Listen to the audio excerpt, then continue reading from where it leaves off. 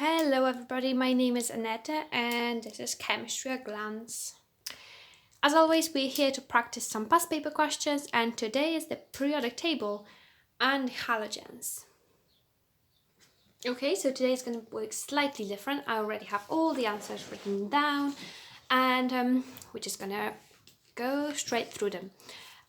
If you want your own copy of the questions and you want to work with me, email me, message me from my website or whatever. I leave all the links in the description box below and I'll definitely send you a copy of that. So the first question says, all halogens are oxidizing agents. Why are the halogens oxidizing agents? So first of all, let's work on the oxidation agents bits first. So an oxidizing agent get itself reduced. Reduced, I always remember right there, RIG. Reduction is gain of electrons. So oxidizing agents, halogens, reduce themselves, so they themselves get electrons.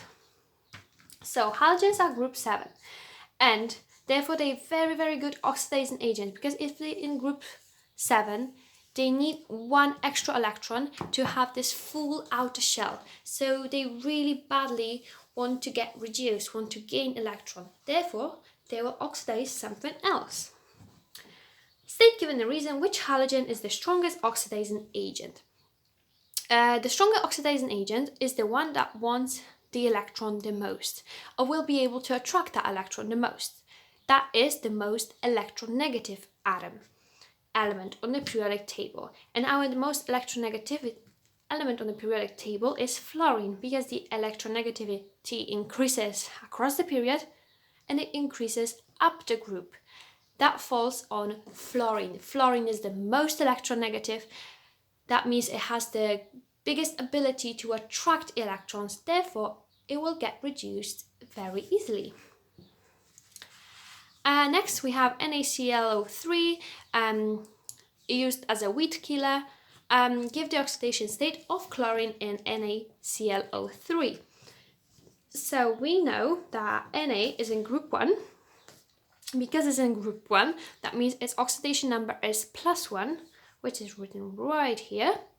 The oxidation number of chlorine is what we're trying to find, so that's just a question mark.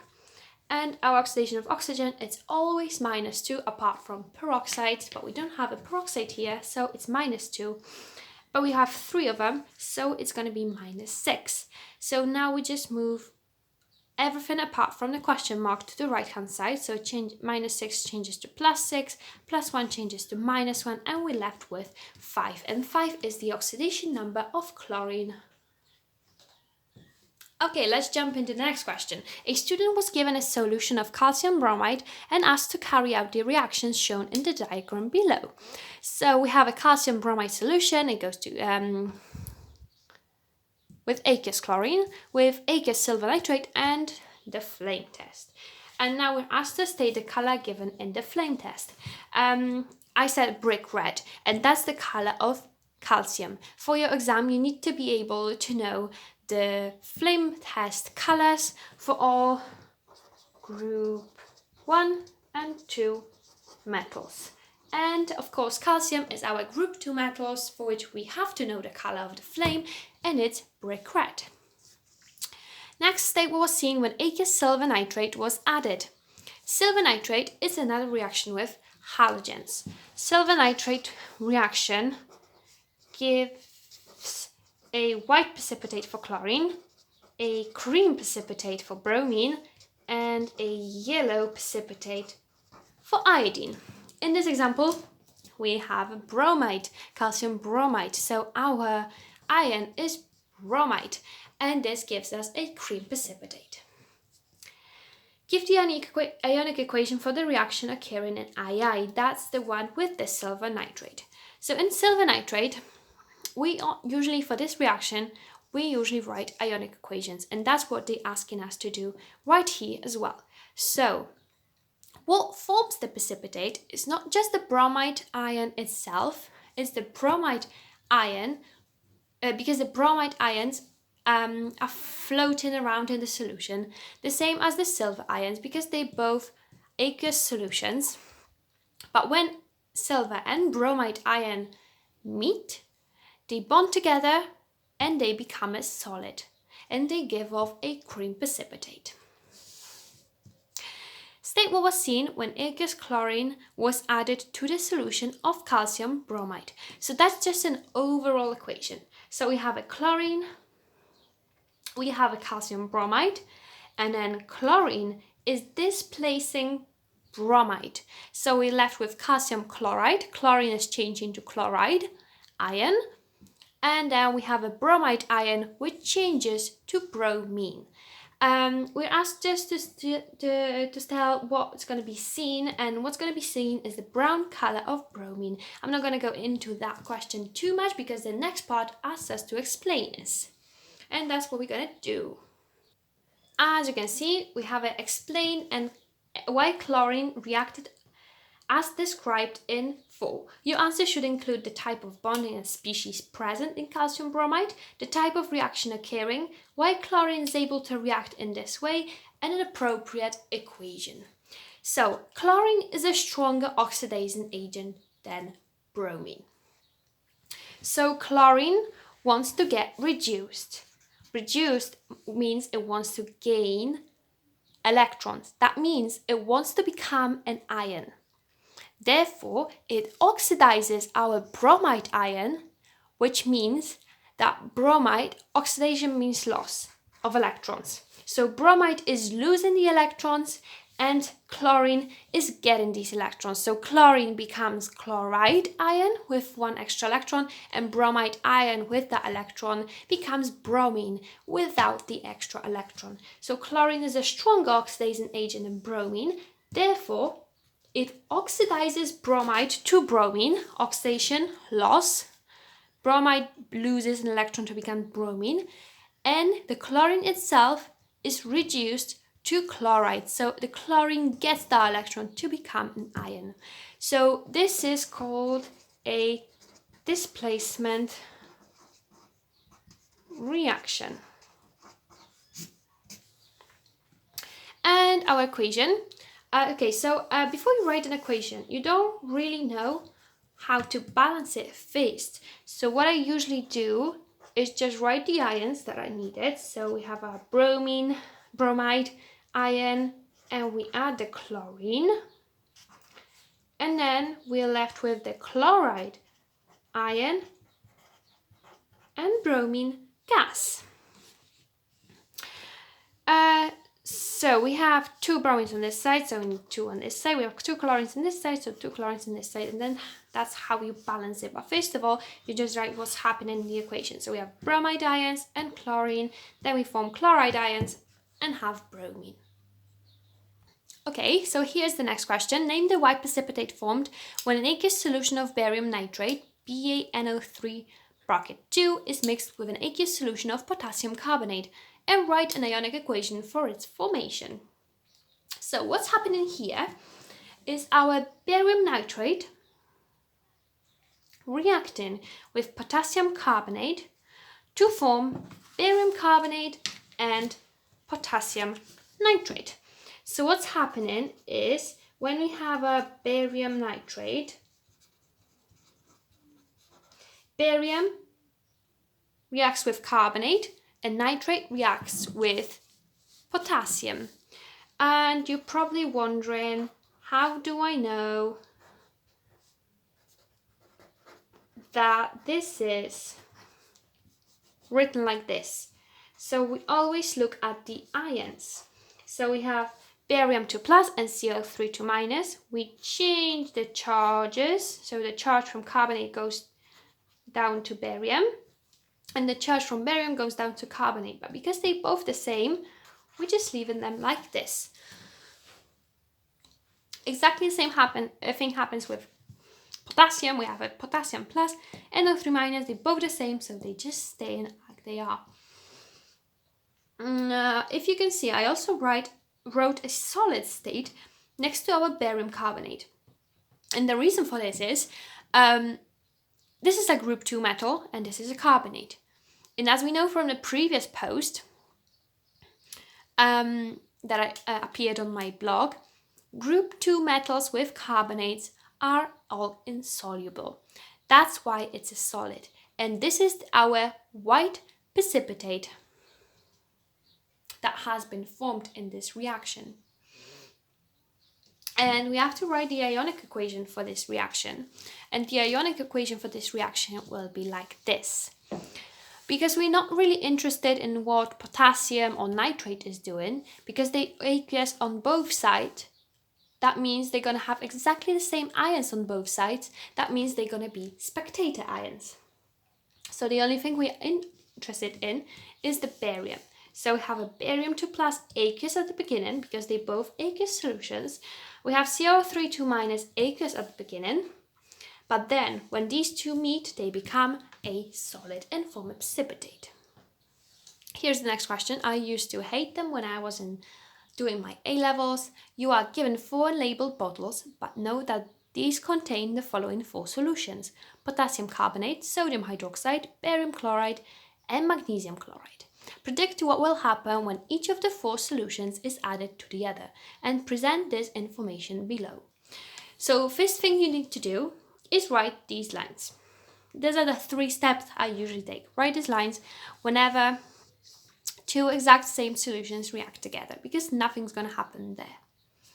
The next thing I usually do is write the ones with a precipitate formed. Because in the previous question right here, we said that carbonate forms a solid when reacts with group 2 metal. I straight away can see that when potassium carbonate and barium chloride react together, these are going to work as displacement reactions. They're going to change places. So we're going to have barium carbonate plus potassium chloride. They're both going to swap places. We're going to be left with barium carbonate. That means we're going to get a precipitate. And looking the other way around, we have a potassium carbonate right there and barium chloride there. So they both going to be precipitates of barium carbonate. Another carbonate would be with a magnesium. Magnesium is also a group 2 metal, so they're going to swap places. So it's going to be magnesium carbonate and potassium chloride. Magnesium carbonate is going to give us a precipitate.